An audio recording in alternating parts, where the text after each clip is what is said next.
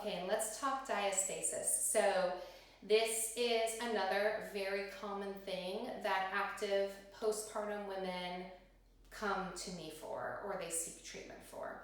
So what that is it is a thinning or a separation of our abdominal wall, which means the connective tissue that runs straight down the center from our, like right under our rib cage to pubic bone, okay? And the purpose of that connective tissue is because we don't have any bones in the front, so all of our abdominal core muscles have to interdigitate and kind of attach into each other, and they create this very strong connective tissue line. And then that's called the linea alba. And then that gives our muscles a stable base to move from. So for example, if we're going to use our obliques and they go to contract and pull, we want this to be very strong and have good integrity, so then they can pull and do their job. So it's pulling from a stable base. If we don't, then we're going to get some separation, some pulling through the front, some pressure coming forward. Okay, so that's just one example. But so it runs down the center. Obviously, during pregnancy, we're designed that tissue stretches, right? To accommodate that growing baby. So it does stretch, and our abdominal wall changes, and the way that it's contracting and pulling changes. But then, after baby comes out into the world, ideally our body will heal over time. It will heal. That connective tissue line will start coming back together if we foster our healing, right? And it will come back to its good strength and integrity.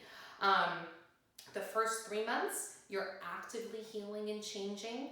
The 3 to 6 months, you're still actively, your body is remodeling, healing, changing.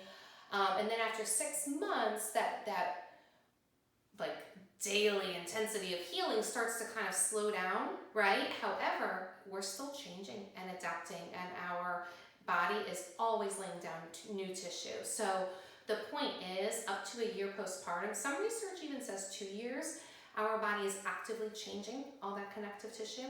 However, I would tell you it's never too late. I had a client whose youngest baby is 25 years old, and she made a big difference in her abdominal wall. So anyway, because we're always adapting and changing.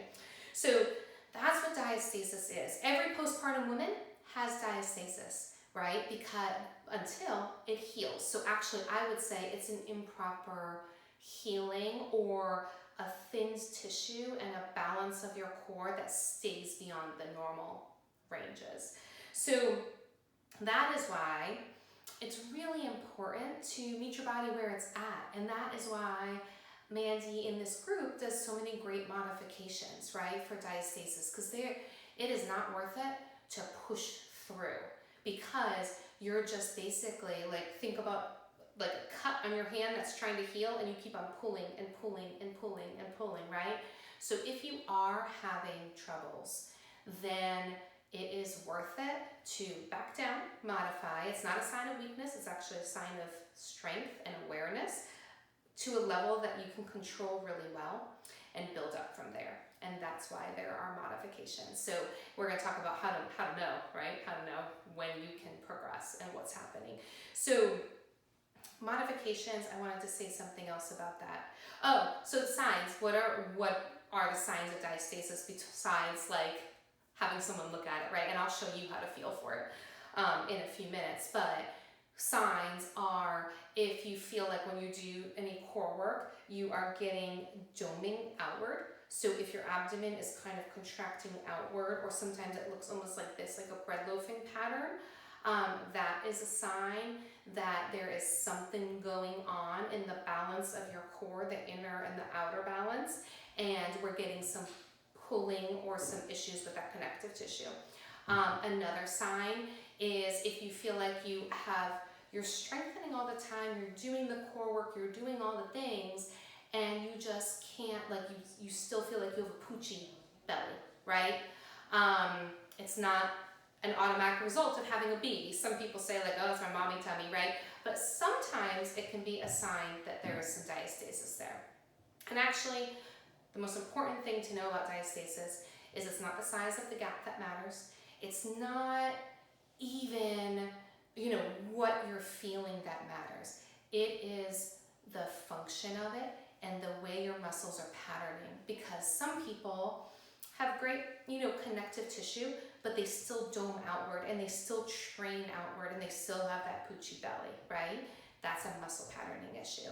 Sometimes people have diastasis, so you'll see, you can even see the gap, but they are strong, they can do V-ups, they can do all the things with the hollow body, flat tummy, right? So it's all about the way the muscles are engaging and the patterns. And we talked about that in a couple videos ago. Inner core, go back and look at what that is, versus outer core. Pelvic floor is a part of this. Whether your baby was birthed vaginally or via C-section, both can lead to this, right? We always have to think about this muscle patterning. In C-section, sometimes if there is scarring, I'm going to show you how to think about massaging your scar. If there's scarring, it can pull on these tissues. So diastasis also, if you have tightness in your back, or tightness in your hips, or tightness in your upper back, think about a shirt that's too tight, right? If my shirt, because all those muscles wrap, so if my shirt was too tight in the back and pulling, because I have tightness back there, it's going to gap here.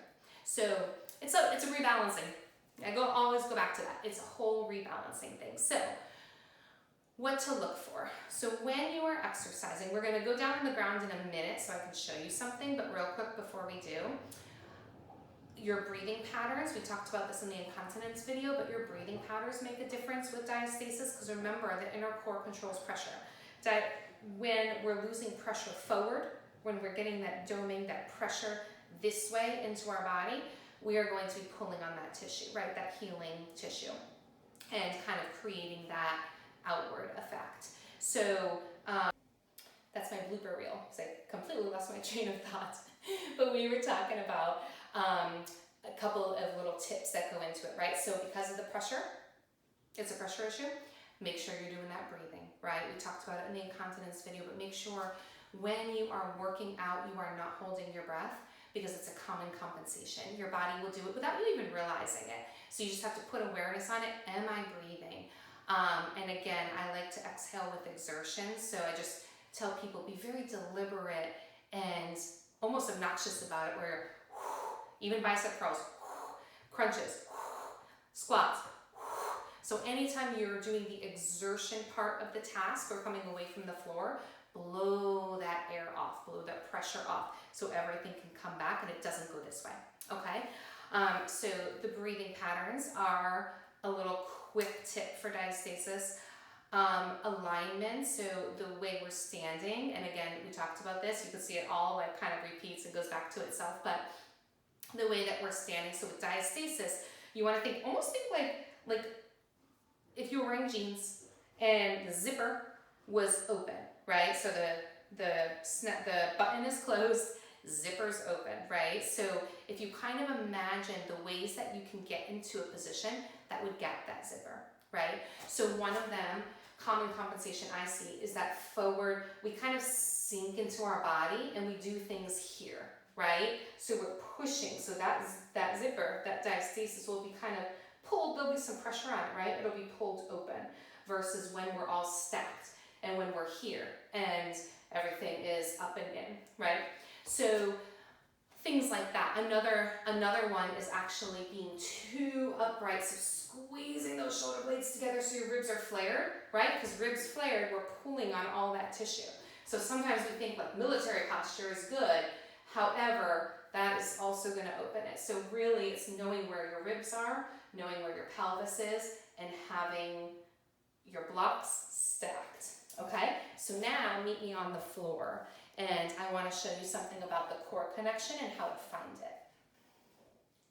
Okay, so quickly, this is how to know in one position what to feel for, what to look for. How do you know how your muscles, how your core is engaging? What's the pattern, right? How do we know that?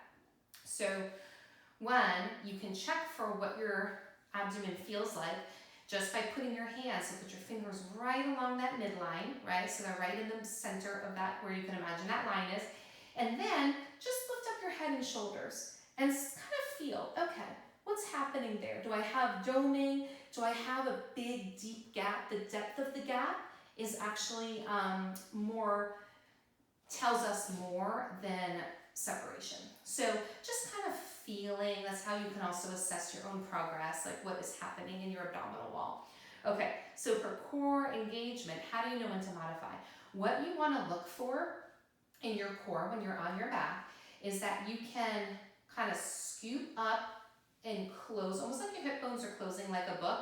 So this below your belly button, this part of your abdomen is kind of scooping and pulling up and in, okay? Now that doesn't mean to suck in and let your ribs go wide, right? So where that is scooping and your ribs are closing like an umbrella just a little bit without poofing the bottom. So a lot of times what I see is either that sucking in pattern with your ribs wide, or when somebody, you know, they're like, okay, I'm on, and then they try to go to do something and they bring their ribs in and use their core. Let's see if I can do it.